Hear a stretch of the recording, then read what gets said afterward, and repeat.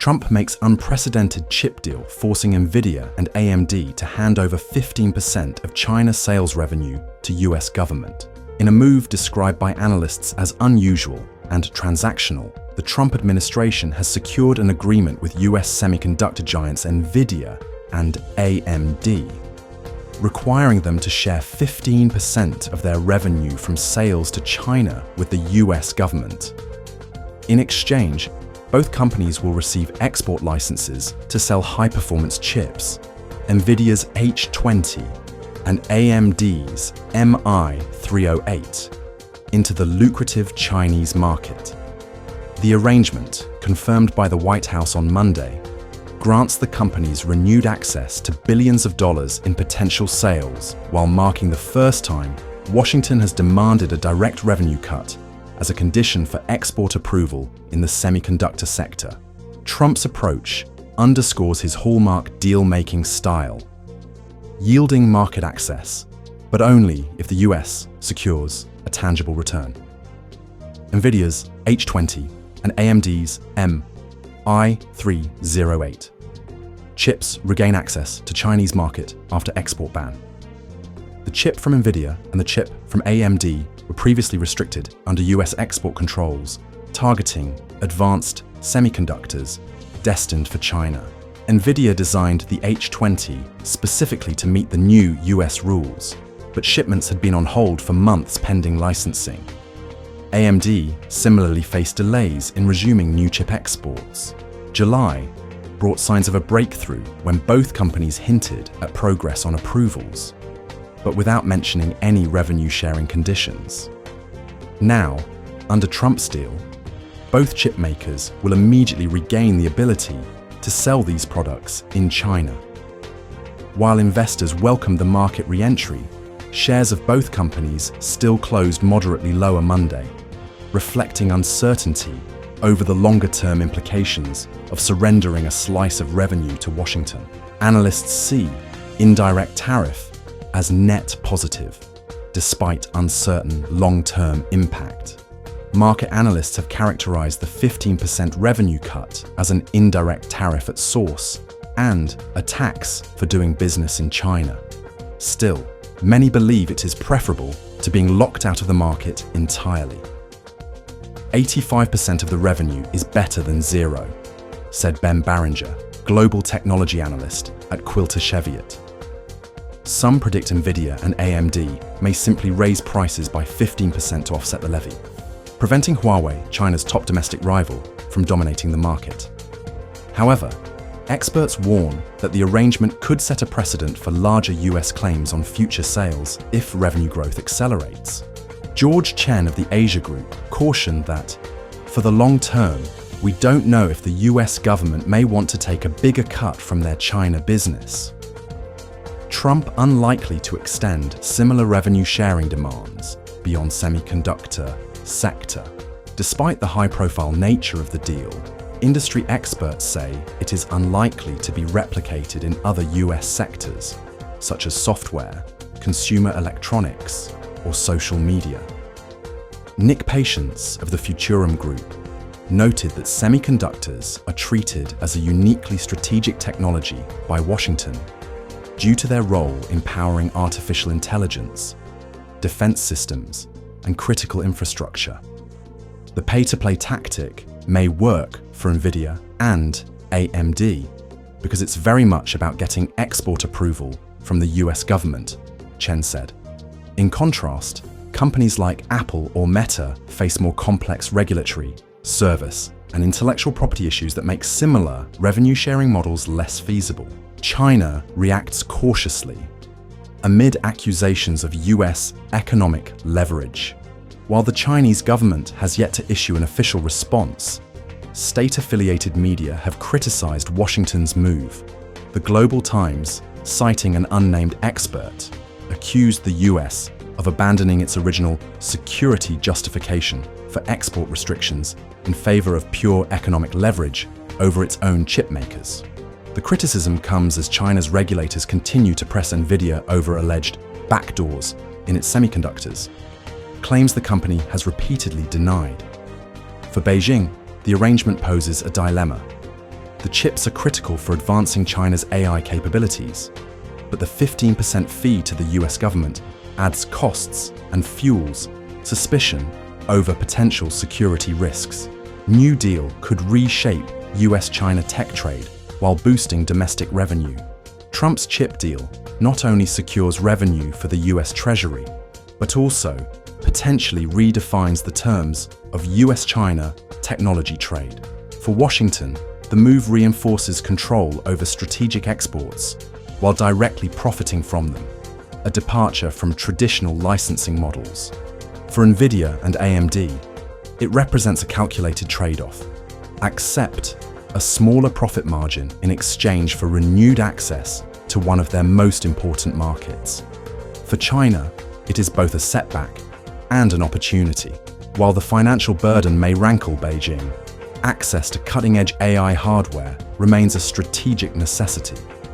As Counterpoint Research's Neil Shah put it, for China, it is a conundrum. They need those chips to advance their AI ambitions, but also the fee to the US government could make it costlier.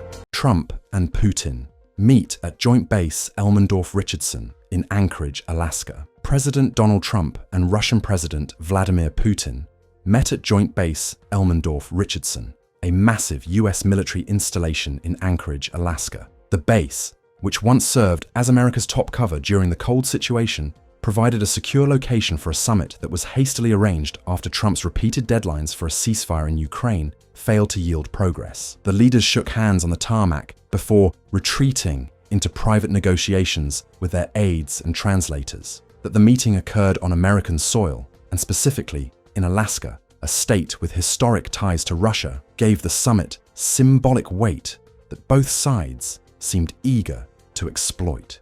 Trump fails to deliver on his campaign, pledged to end the Ukraine situation in 24 hours. For years, Trump has touted his ability to end the situation in Ukraine within 24 hours of returning to office, claiming that his personal relationship with Putin gave him a unique advantage. Yet, despite hosting 3 rounds of failed talks earlier this summer and now a high-profile summit in Alaska, Trump has come away empty-handed. His August 8, 2025 deadline for Putin to accept a ceasefire passed without result, leaving Trump scrambling to arrange a face-to-face meeting instead. In a rare moment of lowered confidence, Trump admitted to Fox News before the talks that there was only a 25% chance they would succeed. The discrepancy between his bold campaign promise and his faltering delivery has left him politically vulnerable. Ukraine shut out of Alaska talks as Putin dictates the terms. Perhaps the most dramatic element of the Alaska summit was Ukraine's exclusion. President Volodymyr Zelensky was not invited, despite repeated insistence that his country must be part of any negotiation affecting its sovereignty. Russia reportedly demanded his absence, and Trump agreed, instead promising Zelensky that he would be the first call after the talks concluded. Ukrainian officials have already dismissed the legitimacy of any agreement made without their participation, calling such decisions wrong from the start. By allowing Putin to dictate the format of the meeting, Trump has exposed himself to criticism that he is sidelining America's allies in favor of appeasing Moscow, a move that could weaken US credibility in Europe and beyond. Putin presses for Crimea and Donbass, while Trump floats territorial swaps. At the heart of the talks were Russia's territorial demands. Putin has remained firm in his insistence that Russia will not withdraw from Crimea or the Donbass region, both of which are currently under Moscow's control. Reports suggest Trump's team has been floating proposals that would effectively recognize Russia's hold over those areas in exchange for the return of Kherson and Zaporizhzhia to Ukraine. Trump even hinted at the possibility of swapping land, suggesting compromises on Ukraine's borders could be part of a deal. For Kyiv, this is an unacceptable outcome. Zelensky reiterated that Ukraine would not reward Russia for what it has perpetrated, a stance that puts him directly at odds with Trump's suggested path forward. Historical symbolism of Alaska looms over. US-Russia summit. The location of the summit carried historical weight that Moscow did not ignore. Alaska was purchased from Russia in 1867, and Putin's aides made pointed remarks about how closely the two nations remain linked by geography, separated only by the Bering Strait. Russian officials traveling with Putin even served journalists chicken Kiev, a dish associated with the Ukrainian capital, as a not-so-subtle jab at Ukraine's absence from the talks. For Russia, the venue was a way to highlight questions of territorial sovereignty, subtly linking Alaska's history to their current ambitions in Ukraine. For Trump, the optics of hosting Putin in a state so tied to US-Russia history raised questions about whether he was inadvertently playing into Moscow's messaging. Trump emerges from Alaska, meeting without clear gains, appearing politically cornered. When the long day of negotiations ended, no ceasefire had been announced, no territorial disputes had been resolved, and no framework for lasting peace was revealed. Instead, Trump left Anchorage with vague promises of potential future meetings and the prospect of calling Zelensky afterward. For a president who built much of his campaign brand on being the only leader who could bring Putin to heel, the lack of progress underscored his political weakness. By yielding to Russia's demand to exclude Ukraine, entertaining territorial concessions, and leaving Alaska empty-handed, Trump appeared not as a master negotiator, but as a leader running scared, caught between his grandiose promises and the harsh realities of geopolitics. Netanyahu's reported push for a greater Israel raises alarms across the Middle East and beyond. Recent reports that Israeli Prime Minister Benjamin Netanyahu has signaled support for the idea of a greater Israel have sparked widespread unease across the Middle East and in international capitals. The term Greater Israel has long been associated with expansionist ambitions that extend beyond the country's current borders. For Netanyahu, embracing this language marks a shift that signals both his reliance on far-right allies and his willingness to test international reactions. By aligning himself with this rhetoric, Netanyahu has raised questions about whether Israel's policies are moving toward permanent territorial expansion, a direction that could destabilize the delicate balance of regional politics. More than 30 Arab and Muslim nations unite in a rare joint statement against Netanyahu's expansionist language. In a striking demonstration of regional unity, foreign ministers from over 30 Arab and Muslim majority countries, from Saudi Arabia and Egypt to Indonesia, Pakistan and Nigeria, issued a joint condemnation of Netanyahu's reported remarks. Their statement, carried by the Saudi press agency, described the Greater Israel rhetoric as a blatant and dangerous violation of international law. They further warned that such language represents not only a challenge to the sovereignty of neighboring states, but also a direct threat to Arab national security and global stability. The signatories pledged to adopt diplomatic and policy measures to prevent what they called illusions of domination and the imposition of power by force. This unusually broad coalition signals just how seriously the region views Netanyahu's alignment with far-right ideas. European leaders, including Germany, warn that expanding settlements like E1 would fracture the West Bank and block any two-state future. The international backlash is not limited to Arab and Muslim nations. European governments have also expressed alarm, with Germany issuing a particularly strong warning about settlement projects in the highly sensitive E1 corridor near Jerusalem.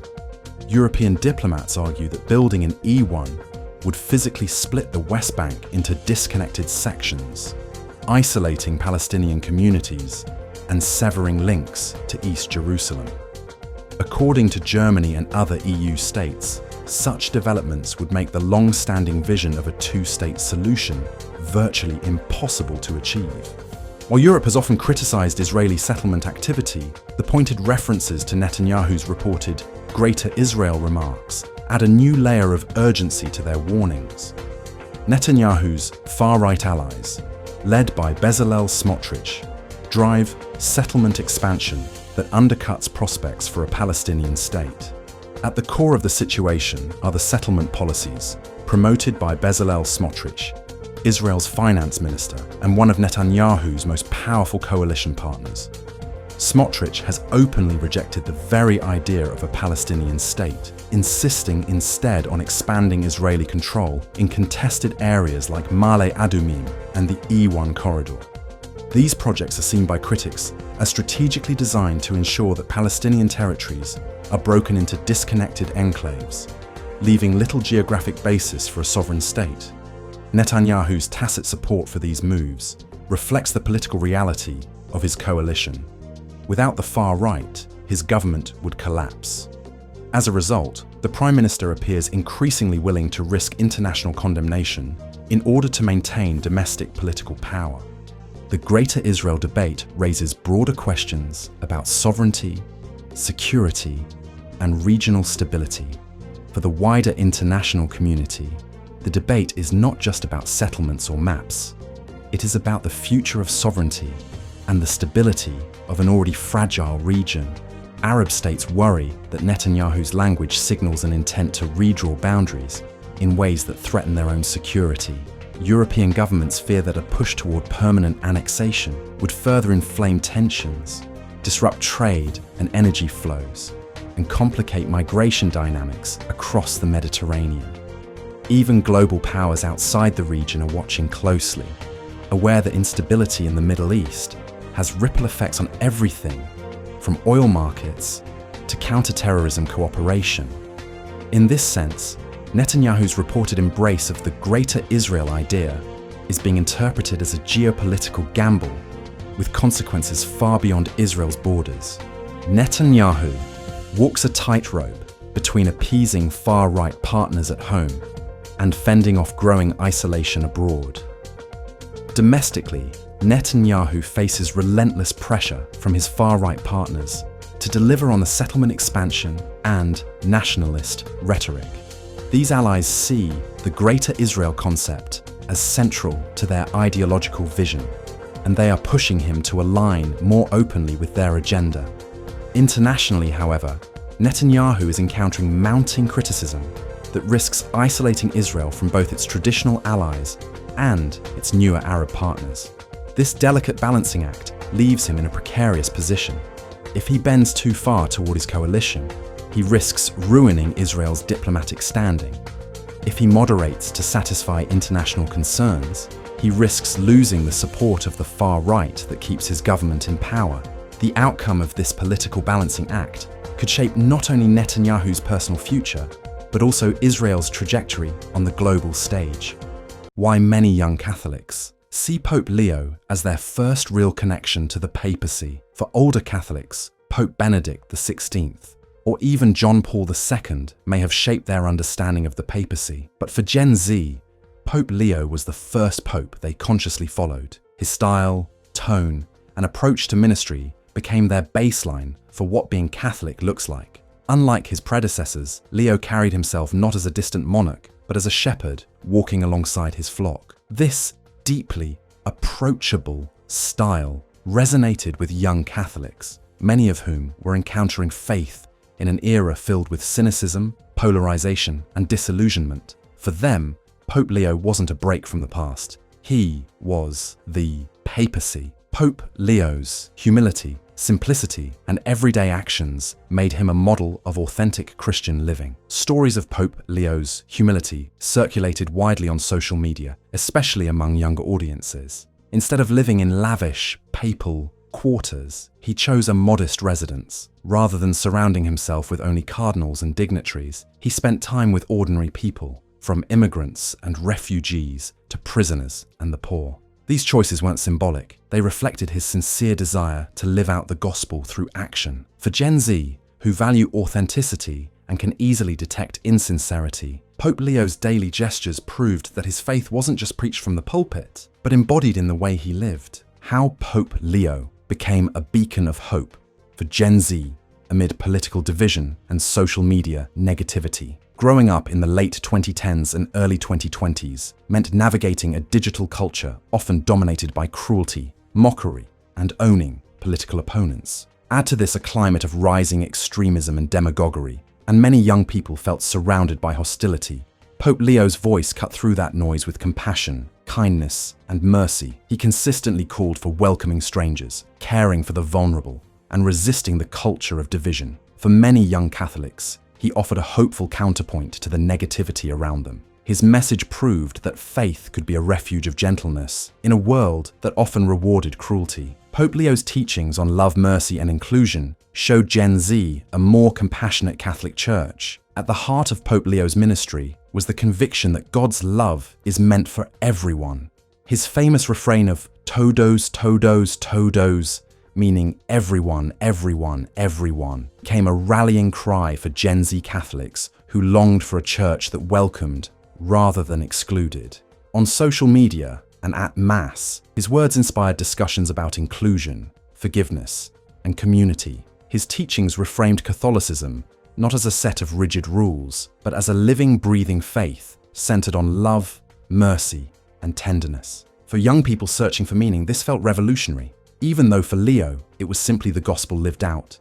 Why Gen Z credits Pope Leo with drawing them into the church and renewing their faith. Many young Catholics admit that without Pope Leo's example, they may never have returned to the church or deepened their faith. His authenticity, humility, and love spoke directly to their struggles with despair, division, and doubt. For some, his ministry inspired them to attend Mass regularly. For others, it gave them the courage to go through adult initiation processes and receive sacraments they had previously missed. In countless testimonies, Gen Z Catholics describe Pope Leo not just as a pope, but almost as a personal spiritual director, someone who gave them hope and reminded them that caring for others is both possible and necessary. The enduring legacy of Pope Leo, why his papacy continues to shape Gen Z's vision of Catholicism. Even after his passing, Pope Leo's influence continues to define Catholic life for young people. His teachings and personal witness showed Gen Z that faith is not about power or politics, but about love, mercy, and service. For many, he became a spiritual anchor during one of the most difficult decades in recent memory, modeling what it means to live with kindness and compassion. As this generation grows into adulthood, they carry forward his vision of a church that walks with people in their struggles, embraces everyone without exception, and bears witness to God's love in everyday life.